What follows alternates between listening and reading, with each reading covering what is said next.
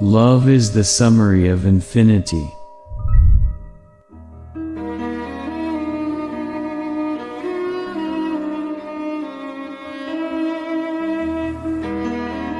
It's the bond between two hearts. I've been keeping a secret for a long time. So much has happened in my life.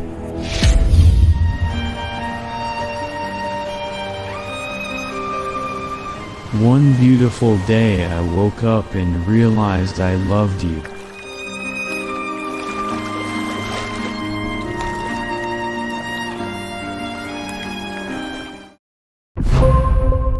Lendo notícias para você. BBC News Brasil. Protestos no Irã. Polícia da moralidade é alvo de ira após morte de mulher presa por causa de véu. 21 de setembro de 2022.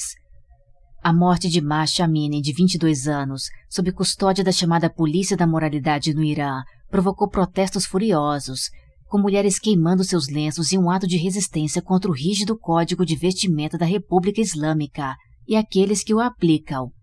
As Ghastia-e-Irshad, Patrulha de Orientação, são unidades policiais especiais encarregadas de garantir o respeito à moral islâmica e deter pessoas que consideram estar indevidamente vestidas.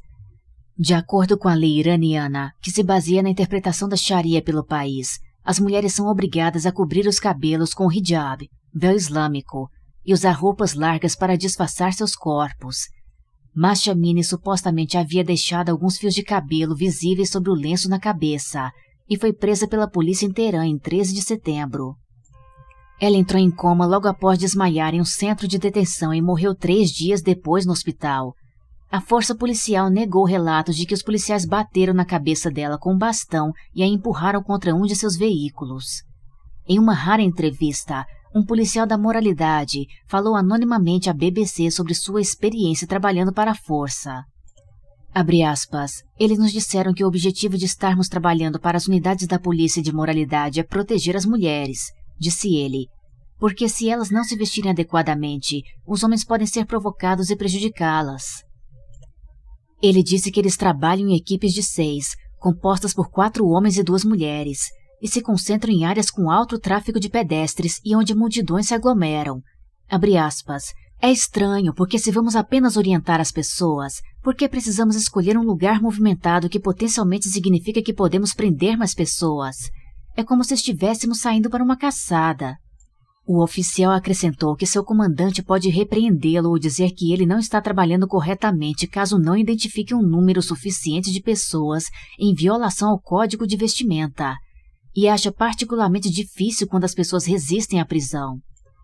Abre aspas, eles esperam que nós os forcemos a entrar na van. Você sabe quantas vezes eu chorei enquanto fazia isso? Quero dizer a eles que não sou um deles. A maioria de nós é de soldados comuns cumprindo nosso serviço militar obrigatório. Eu me sinto muito mal. Decreto pós-revolução. A luta das autoridades iranianas contra o mau hijab, o ato de usar um lenço na cabeça ou outra roupa obrigatória incorretamente, começou logo após a Revolução Islâmica de 1979, cujo objetivo principal era fazer com que as mulheres se vestissem com recato. Muitas mulheres já faziam isso na época, mas minissaias e cabelos descobertos não eram incomuns nas ruas de Teherã antes da derrubada do Shah pró-ocidente Mohammad Reza Pahlavi. Sua esposa Farah, que costumava usar roupas ocidentais, era considerada um exemplo de mulher moderna. No entanto, poucos meses após a fundação da República Islâmica, as leis que protegiam os direitos das mulheres que haviam sido estabelecidas sob o governo do Shah começaram a ser revogadas. Abre aspas, não aconteceu da noite para o dia, foi um processo passo a passo, diz Mehandis Kar, 78, advogada e ativista de direitos humanos que ajudou a organizar o primeiro protesto anti-hijab no país. Abre aspas, logo após a Revolução, havia homens e mulheres nas ruas oferecendo véus gratuitos para as mulheres embrulhados em um papel de presente. Em 7 de março de 1979, o líder da Revolução, o Ayatollah Ruhollah Khomeini, decretou que os hijabs seriam obrigatórios para todas as mulheres em seus locais de trabalho e que considerava as mulheres descobertas nuas. Abre aspas, Esse discurso foi recebido por muitos revolucionários como uma ordem para forçar o hijab na cabeça das mulheres, disse Carr, que agora vive em Washington, D.C., nos Estados Unidos. Muitos pensaram que isso ia acontecer da noite para o dia, então as mulheres começaram a resistir. Eles responderam imediatamente. Mais de 100.000 pessoas, a maioria mulheres, se reuniram nas ruas de Teherã no dia seguinte, Dia Internacional da Mulher, para protestar. Abre aspas. Fomos criativos. Apesar do decreto do Ayatollah Khomeini, levou algum tempo para as autoridades decidirem o que era considerado uma roupa adequada para as mulheres. Abre aspas. Não havia instruções claras, então eles criaram cartazes e faixas mostrando modelos, que foram pendurados nas paredes dos escritórios.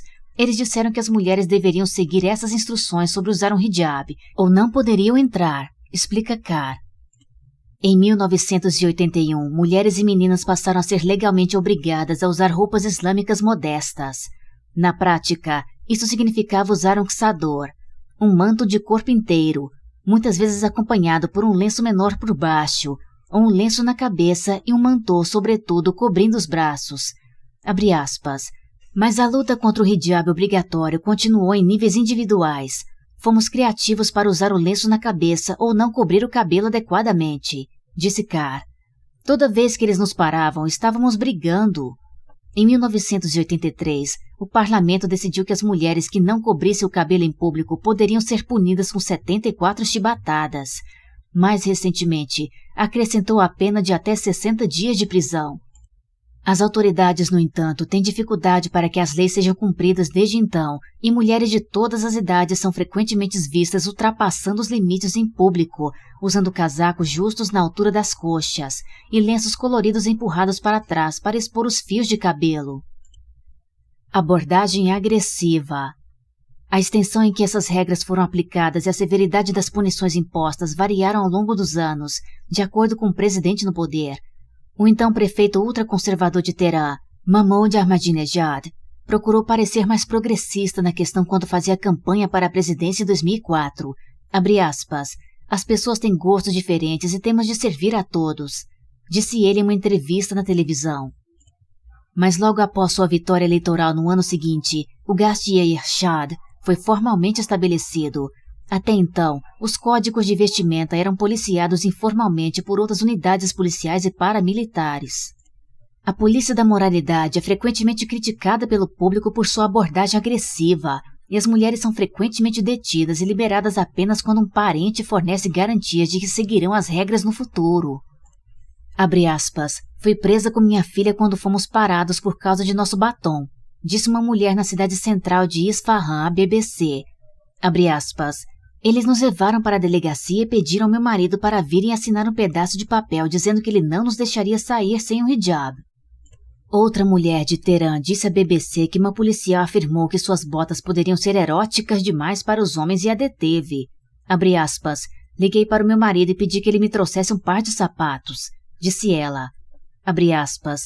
Assinei um papel admitindo que estava usando roupas inadequadas e agora eu tenho uma ficha criminal.